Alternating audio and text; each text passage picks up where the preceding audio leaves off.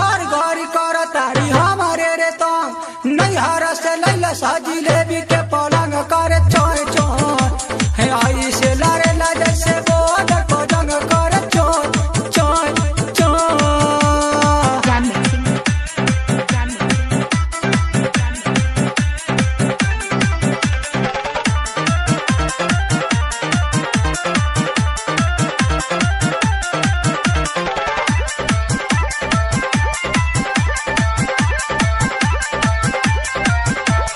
Survey न केहू से कोई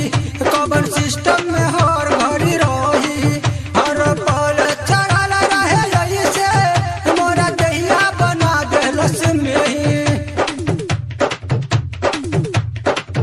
हम सर्वे न केहू से कोई कबर सिस्टम में हर घड़ी रही हर पल चढ़ल रहे यही से मोरा दहिया बना देलस में दहिया के सगरो बाटे हमर में हरी न के करो सेवम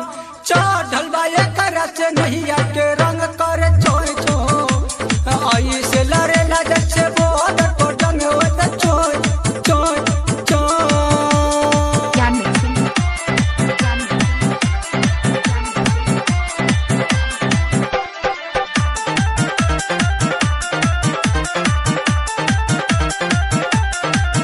मन रहे न देलस पवित्र दहिया रगड़ेला घर के भीतर ऐसन शंकर के बाटे चली कैसन मेहरी भेटल बैसा हम न रहे न देलस पवित्र दहिया रगड़ेला घर के भीतर ऐसन शंकर के बाटे चली कैसन मेहरी भेटल बैसा सजिया पसूत के नहीं खेरे धाम बाटे करो के लसगरो ना राधे समर तो बिन परता उलंग करे चोय चोय आई से लरे ला जैसे बोध को जंग करे चोय चोय चोय। अरे सालब अपन हीरा से आइल बारी हमारो में हर खतु आइल बारी अरे सालब अपन हीरा से आइल बारी हमारो में हर खतु आइल बारी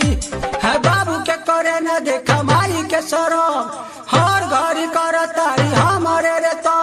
नैहर से लैला साजी